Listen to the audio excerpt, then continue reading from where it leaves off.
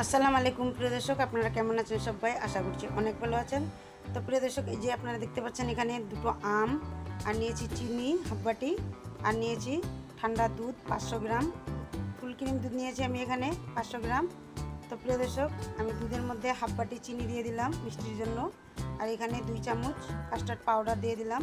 তো আমি custard milk তৈরি করছি প্রথমেই। তো প্রিয় দর্শক, আজকে আমি কী তৈরি করছি আপনাদের সঙ্গে সেটাই শেয়ার করব।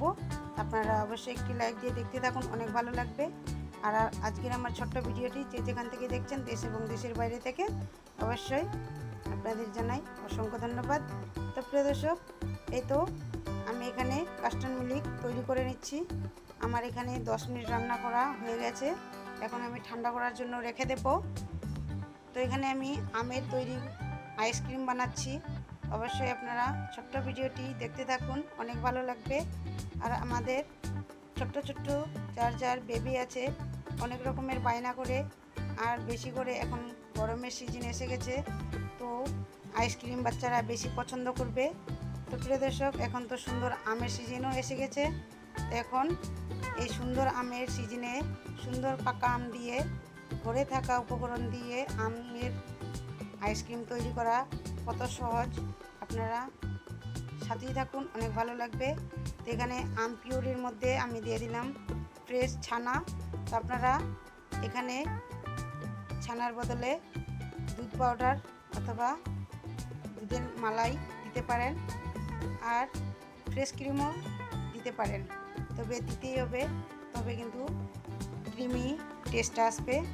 তো প্রিয় দর্শক, এখানে আমি পিউরিটা 10 মিনিট রান্না করে ঘন করে নেব, আর সুন্দর ঠান্ডা করে নিয়ে আবার কাস্টার্ড মিল্ক আর এই আম সুন্দর একসাথে মিলিয়ে আবার পিউরি বানিয়ে নেব।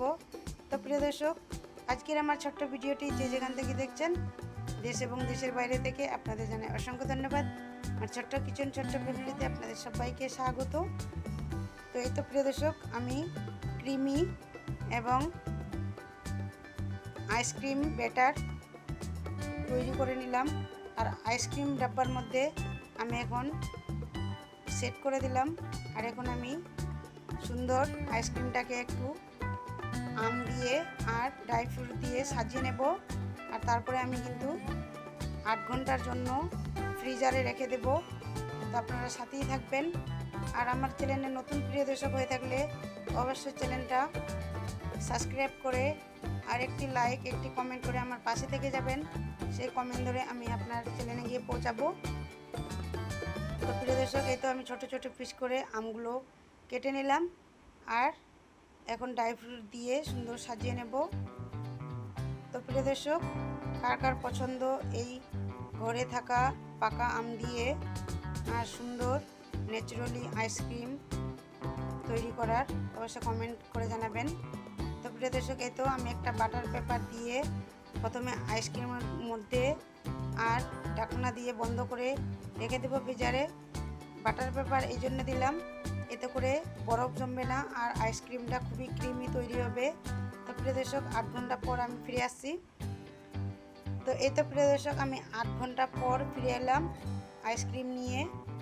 তো আমি বাটার পেপার হাটিয়ে দিয়েছি, আর আপনাদেরকে আমি আইসক্রিমটা কেটে দেখাচ্ছি। তো কত ক্রিমি আপনারা দেখতে পাচ্ছেন, লোভনীয়, খেতে মন চাইছে না?